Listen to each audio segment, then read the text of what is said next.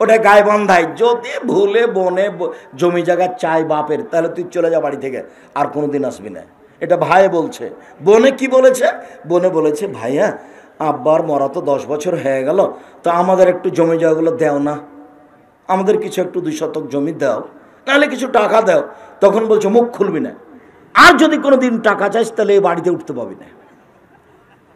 অথচ আমি বক্তব্যে বলেছি যে 15 বিঘা জমি রেখে বাপ মারা গেছে, একটা ছেলে একটা মেয়ে, তো ছেলে নিবে 10 বিঘা আর মেয়ে নিবে 5 বিঘা।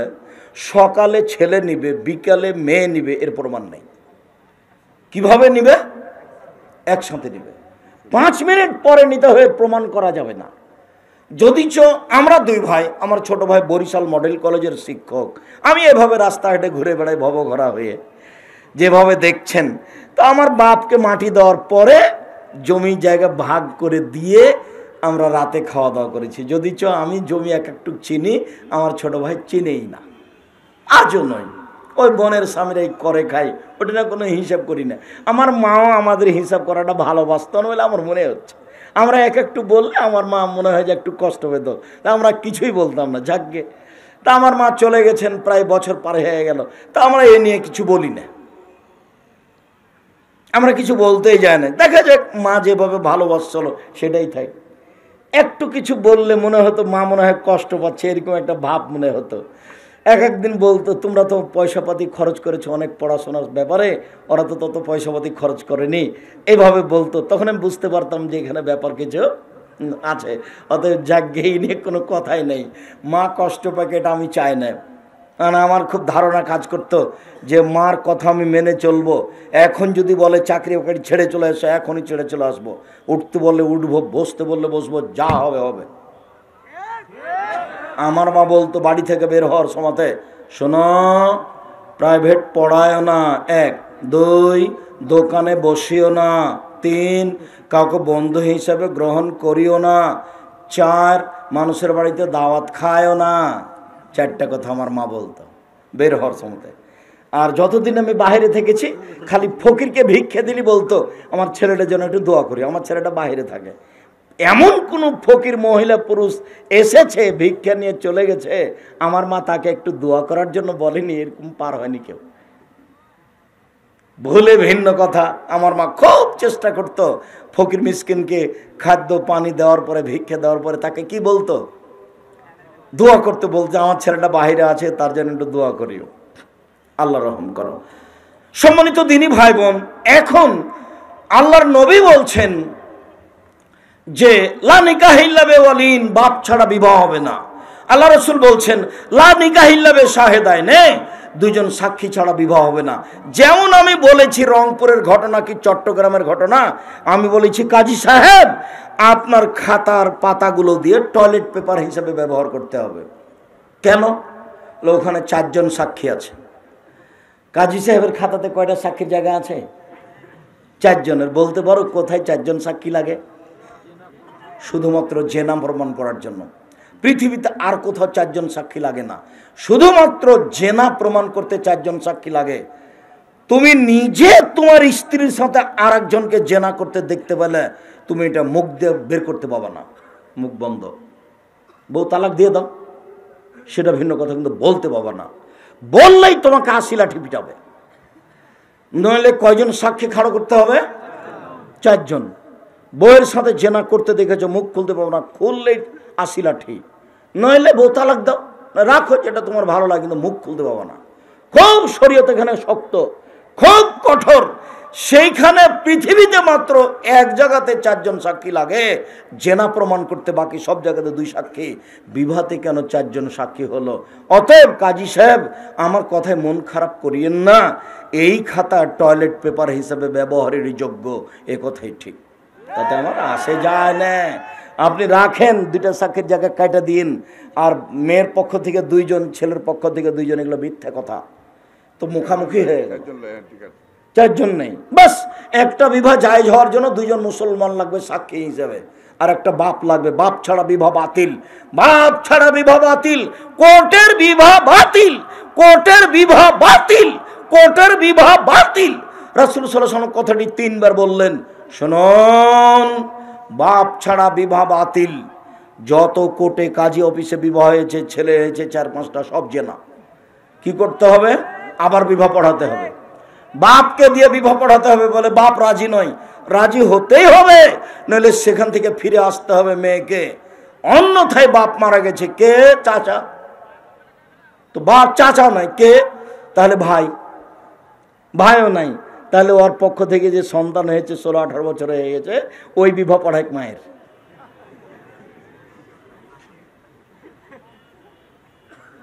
মানে অভিভাবক ছাড়া কেউ বিবাহ পড়াতে পারবে না। চাঁপাইনবাবগঞ্জে উকিল বিবাহ লাগে, উকিল লাগে, উকিল শব্দটাই হারাম বিবাহের মাঠে। আবার চট্টগ্রামে উকিল বাপ, সেদিন থেকে আর নিজের বাপ বাপ নয়, সে বাপের চেয়ে বেশি সম্মান করে চট্টগ্রামে। সেদিন থেকে মেয়েটা ওই উকিল বাপটাকে বাপ বলে ডাকবে, আর ওরই বাড়িতে খেতে যাবে। এই বাপ আবার জিম্মেদারিতে মেয়েকে নিয়ে আসবে বেটির বাড়ি। অবাক কথা, উল্টে গেছে ধর্ম। আমাদের চাঁপাইনবাবগঞ্জে উকিল বাপ লাগে, একবার উকিল শব্দটাই হারাম এখানে। আর বাপের উপস্থিতিতে ওর বড় চাচা উকিল হতে পাবে না, ওর দাদা উকিল হতে পাবে না, কেউ হতে পাবে না, ওর বাপটাই উকিল হতে হবে। যদি চাচাকে নিয়ে আসে এখানে, তাহলে বাপকে আগে মরতে হবে, তারপরে। যদি এখানে দাদা আসতে চায়, ঢুকতে চায়, তাহলে বাপকে আগে মরতে হবে, তারপরে দাদা। এটাই শরীয়ত। সম্মানিত দিনী ভাই বোন, এখানে আরো জরুরি কথা যে চাঁপাইনবাবগঞ্জ জেলাতে বিবাহের নিয়ম নীতিতে 1 নম্বর হচ্ছে মেয়েকে দেখতে যাওয়া। সবাই মিলে মেয়েকে দেখতে যাওয়া হারাম। শুধুমাত্র ছেলে দেখতে পাবে। অতিরিক্ত মনে করলে ছেলে তার মা, খালা, ফুফুকে সাথে নিতে পারে। বন্ধু বান্ধব, বাপ, চাচা, কেউ সে মেয়েকে দেখতে পারে না, চিরদিনের জন্য হারাম। দেখতে গিয়ে টাকা পয়সা, সয়না গয়নাগাঁঠি, আংটি কিছুই দিতে পাবে না, সব কিছু দেওয়া হারাম। এরপরে বিবাহকে মেয়েকে বায়না করা, বায়না প্রথা এখন কিছুটা উঠেছে, আগে ছিল। সবাই মিলে মেয়ের বাপের বাড়িতে ভালো মানের খাওয়া দাওয়া করত, টাকা পয়সা দিত। সন্ধ্যার দিকে সবাই মিলে 2-3, 500, 2000, 5000 টাকা মেয়েটাকে গুনতে দিত।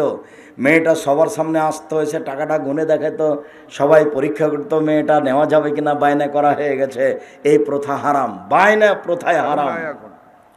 এরপরে মেয়ে ঠিক হয়েছে, মেয়ের জন্য বরযাত্রী কতটি? 40 জন বর, 40 জন যাত্রী বরের সাথে, আর 20 জন ডলি বিবি।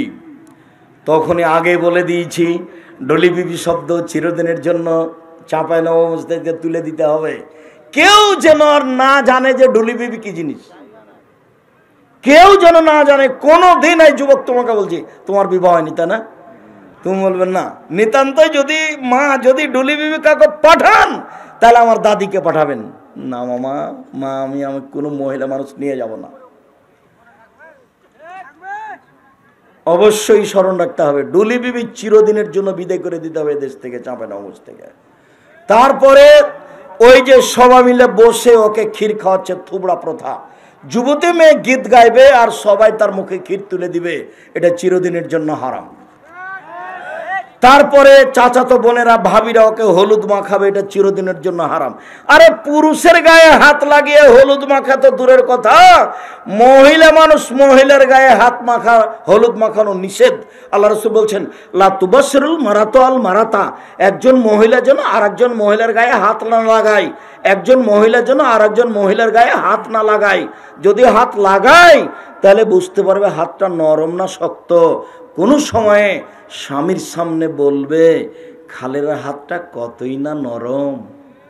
কোনো সময় স্বামীর সামনে বলবে, খালেদার মাথার চুলগুলো কিনা লম্বা লম্বা, পাঞ্জার পাঞ্জা। তখন তার স্বামী অন্তরের চোখে তাকে দেখবে, এইটা হারাম। হাদিস বুখারী, মুসলিম, এই কথা মুহাম্মদ সাল্লাল্লাহু আলাইহি ওয়াসাল্লাম বলেন। দেখেছো বিষয়টা কত সূক্ষ্ম। আব্দুল্লাহ বক্তব্য দিল, লাতিফ কাকে বলে? লাতিফ। তা আমিও বুঝতে পারছিলাম না, খুব কানটা খাড়ো করেছিলাম। মানুষজন চলে আসলো, শাকুর বুঝতে পারিনি কি যে বলেছে। তো লাতিফ কত সূক্ষ্ম বিষয়টা, কত সূক্ষ্ম যে একজন মহিলা আর একজন মহিলার গায়ে যদি হাতে ভাবে লাগায়, তো তার হাতটা নরম না শক্ত বুঝতে পারবে। তো কোনো সময় যদি স্বামীর সাথে গল্প করে যে তার হাতটা খুব নরম, তো গল্পটা যে করলো তখন ওর স্বামী ওই মহিলাটাকে অন্তরের চোখে দেখতে পাবে, এইটা হারাম। দেখেছেন ঘটনাটা কত দূর। অথচ আমাদের দেশের কত নোংরা নীতি, যে নতুন বউকে সারাদিন বাড়ির মহিলা পুরুষ দেখতে আসছে। মারা গেছে একটা মানুষ, সারাদিন মহিলা পুরুষ সেই লোকটাকে দেখতে আসছে। আরে পুরুষ মানুষ মারা গেছে, তাকে দেখতে যাচ্ছ কেন এইভাবে? তাকে নিয়ে এত হইচই কেন? সৌদি আরবে দুইটা জিনিস কোনো হইচই নাই। লোক মারা গেছে, মাটি দিয়ে দাও, কোনো কথা নেই। বিবাহ করতে চাচ্ছে, বিবাহ করুক, কোনো কথা নেই। তালাক দিতে চাচ্ছে, কোনো কথা নেই, তালাক দিয়ে দিক। বাংলাদেশে তালাক দেওয়া মানে ওকে জেলে যেতে হবে। এবারে কালকে দুইজন মিলে সংসার করেছে রাতে, আজকে তালাক হয়ে গেছে, জেলে দুইজনে দুই দিকে দাঁড়িয়ে আছে, এতে এজলাসে কাঠগড়ায় দাঁড়িয়ে আছে জজের সামনে। আমিও দাঁড়িয়েছি জজের সামনে কাঠগড়ায়। কোথায় বলো তো? সুন্দর সুনামগঞ্জ, সিলেট সুনামগঞ্জ। যখন আমি দাঁড়ালাম তখন জজ আমাকে বলছে, আব্দুর রাজ্জাক সাহেব, আপনি এখানে কেন এসেছেন তা আমি বলতে পারছি না, তবে আপনার মামলা নিয়ে আমার কোনো কথা নেই। মামলার নথিটা এইভাবে নথিটা উল্টিয়ে দিয়ে বলছে, আপনার সাথে আমার কিছু কথা আছে। তো 14 মিনিট কথা বলল, তারপরে বলল যে আপনার মঞ্জুর কি ওটাকে জামিন মঞ্জুর করা হলো। 14 মিনিট কথা, কিছু পক্ষে কিছু বিপক্ষে, মানে কোরআন হাদিসের। তাতে বুঝলাম লোকটা তাবলিগ করতো, তাই কোনো কোনো জায়গাতে আমার উপরে ক্ষেপে আছে, এটা আমি বুঝলাম। আর যেদিন আমি সিলেট কোর্টে দাঁড়ালাম তখন জজ আমাকে বলছে যে আপনি কি পিস টিভির আলোচক? আব্দুর রাজ্জাক বিন ইউসুফ, জি আমি পিস টিভির আলোচক। তখন বলছে আপনার মামলাটা আমি খারিজ করে দিলাম। ওর ওই দিনই শেষ। তো সিলেটেরটা ছিল 5,000 কোটি টাকা, আর সুনামগঞ্জেরটা ছিল 1,000 কোটি টাকা। 1,000 কোটি টাকা দিতে হবে। অপরাধ আমি বলেছি কবি নজরুল ইসলাম ভুল বলেছেন। কি বলেছি? কবি নজরুল ইসলাম ভুল বলেছেন, এই কথা ঠিক নয়। কবি নজরুল ইসলাম কি বলেছেন? কবি নজরুল ইসলাম বলেছেন, মসজিদের পাশে কবর দিও ভাই, যাতে করে মসজিদের আজান শুনতে পাই, তাহলে এই গুনাহগার কবর আজাব হতে পাইবে রেহাই। তখন আমি বলেছি যে মসজিদের পাশে কেন? কারো বাপের কবর যদি কাবা ঘরের নিচে হয় তবে রক্ষা হবে না, বিচার হবে কর্ম দিয়ে। বিচার কি দিয়ে হবে? কর্ম দিয়ে। তো আমি এখন কবি নজরুল ইসলামের মানের হানি করেছি, এ হলো মামলা। আর যখন বলেছে ওমা তোমার আকাশ তোমার বাতাস, তখন তোর বাপের আকাশ। আমরা তো আর বুঝতে পারিনি। ও বারবার বলছে কালিমাকে। ও কাকে বলছে? কালিমাকে। ও কালিমা তোমার আকাশ তোমার বাতাস, এভাবে ও বলছে। তো কালিমার কি আকাশ বাতাস? আল্লাহর। তো এই কথাটা বলাতে কবি নজরুল ঠাকুরের অপমান করা হয়েছে, এ হলো মামলা। আল্লাহ রহম করো।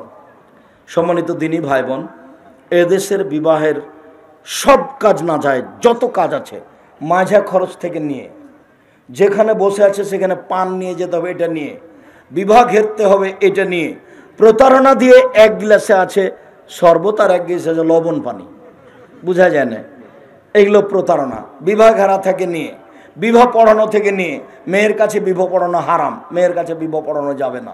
অমুক নেবা সে অমুক, এত নগদ এত বাকিতে তোমাকে বিবাহ করতে এসেছে, তুমি তাকে স্বামী সত্ত্বে কবুল করো। তখনও বলছে কবুল করলাম। তো এই দেশে যা প্রথম আছে, গায়ে বাঁধাতে তার চেয়ে বেশি খারাপ আছে। গায়ে বাঁধাতে গিয়ে 15-16 জন যায় মেয়েটার ওখানে, ওখানে গিয়ে এভাবে বলে। তারপর বলা শেষ হলে যেখানে বর বসে আছে এখানে আসে, এসে সবাই দাঁড়িয়ে থাকে। তখন বরের সাথে লোকগুলো বলে আপনারা কে? তখন ওরা বলে আমরা এ ভাইয়ের উকিল। মেয়ে কবুল করেছে? জি করেছে। আপনারা শুনেছেন? জি শুনেছি। তাহলে আপনারা বসেন। তখন বসে, তার আগে বসতে পাবে না। মনে হচ্ছে পাগলামি কারবার, হিন্দুদের বিবাহ লেগেছে কলার গাছের চতুর্দিকে ঘুরে, ধর্ম পাগল হয়ে গেছে। धर्म राजशाही चापानवाबगंज हवाई लड्डू, दोनों हाथ में लड्डू है, जो चाहे उसको खा ले, जो चाहे उसको छोड़ दे। भूल हिसाब चापानवाबगंज और देवीनगरेर मौलाना नामटा আমি এখন স্মরণে আসতে পারছি না, রামাজান মুলবি বিবাহ পড়ানোর সাথে সাথে বলছে উঠে এই 2 রাকাত সুন্নাত পড়ো। ও 2 রাকাত সুন্নাত পড়া বিদআত। উঠে পড়ানোর সাথে সাথে বলছে আপনাদেরকে অলিমার দাওয়াত দিলাম। অলিমার দাওয়াত শব্দটাই না যায় হারাম। আরে বাসরাতের পরে অলিমা। অলিমা কখন? বাসরাতের পরে। এইখানে কেন? এইখানে কেন? এখানে মেয়ের বাপ যদি আপনাদের জন্য খানা পানি করে থাকে, বিবাহ যখন পড়া হয়ে যাবে তখন মেয়ের বাপ বলবে যে ভাইজান আপনাদের এটা আমি খাওয়ার ব্যবস্থা করেছি, আপনারা খাওয়া দাওয়া করে যাবেন। বর কেন দাঁড়িয়ে বললো যে অলিমা খেয়ে যাবেন, তখন বিস্কুট এভাবে ছিটিয়ে দিল, হইচই লেগে গেলো, হুড়াহুড়ি লেগে গেলো। এই কোন কথা? ধর্ম এরকম? এরকম নাচ গান দিয়ে ধর্ম? ডুলি পিপি দিয়ে ধর্ম? 50 জন আপনার বরযাত্রীদের ধর্ম? আবার বিবাহের পরের দিন ক্ষীরকাঁচি, মেয়ের বাড়ির পক্ষ থেকে যত এসেছে ছেলের বাড়ির পক্ষ থেকে তার ডবল যাবে। এটা একেবারে নোংরামি।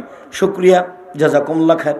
বিষয়গুলি আপনাদেরকে আমি খুব সুন্দরভাবে শক্তভাবে দেখার অনুরোধ জানিয়ে আজকের মতো আলোচনা এখানে শেষ করছি। সুবহানাকাল্লাহুম্মা ওয়া বিহামদিকা আশহাদু আল্লা ইলাহা ইল্লা আনতা আস্তাগফিরুকা ওয়া আতুবু ইলাইক।